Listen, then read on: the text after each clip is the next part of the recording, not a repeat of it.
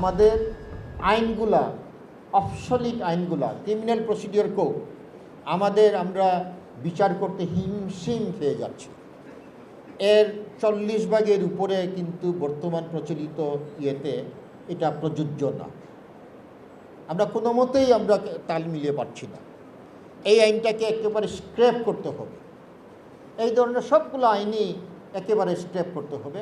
নতুন আইন সময়োপযোগী ভারতে করে ফেলছে তারা সবগুলো আইন। সরকার প্রধান এবং মাননীয় প্রধানমন্ত্রীকে ধন্যবাদ জানাই।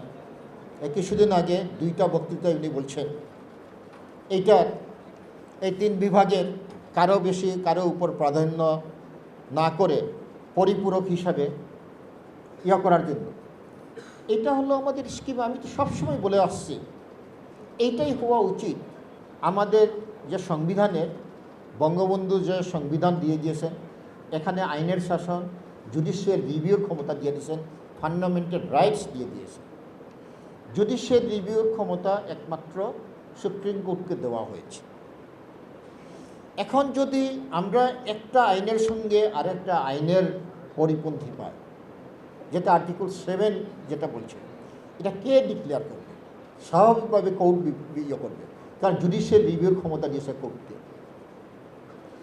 300 জন প্লাস আরও 30 জন না, এখন তো 50 জন মনে সংসদ সদস্য, হ্যাঁ, তাদের বাসায় গুছাই করে তারাই যদি এইগুলা আইনটাই যদি একেবারে ঠিক সঠিক হয়, এটা যদি, তাহলে তো কোর্টগুলো উঠে যাওয়াই উচিত ছিল। কোর্টগুলো তো আছে এইগুলো দেখার জন্য।